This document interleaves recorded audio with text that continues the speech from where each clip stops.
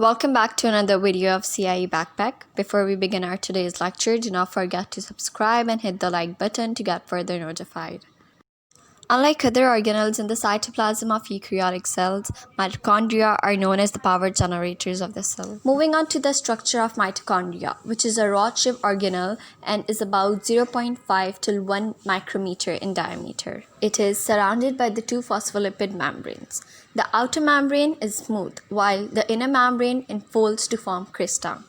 The space in between the two membranes is called the intermembrane space. Moving on to the functions of mitochondria, it is important to link it with its structure. As discussed in the previous slide, mitochondria is made up of phospholipid and protein membranes. The two membranes have different compositions and permeability. The crista gives the inner membrane a large surface area to accommodate more protein channels, which will help in the electron transport chain, which will be discussed in the later videos.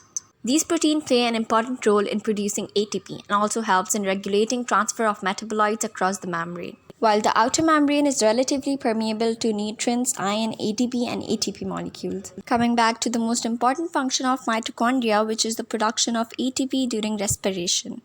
The matrix is a complex mixture of enzymes, where the link reaction and Krebs cycle takes place, which are the steps of respiration. It also contains ribosomes, tRNA, mitochondrial DNA for the production of ATP. Beside these, it has oxygen, carbon dioxide, and other recyclable intermediates. Carbon dioxide is produced from the link reaction and Krebs cycle. This organelle is also the site of oxidation for NADH and FADH molecules to release their locked energy during oxidative phosphorylation, which is the last step of respiration. The enzyme present in the matrix also controls the complex chemical pathway in link reaction and Krebs cycle. The presence of the two membrane maintains the electrochemical gradient for the hydrogen protons. This gradient acts as an electromotive force to generate ATP via ATPase. This was all for the mitochondria. Thank you for watching and do comment which topic you want to see in our next video. And do not forget to subscribe.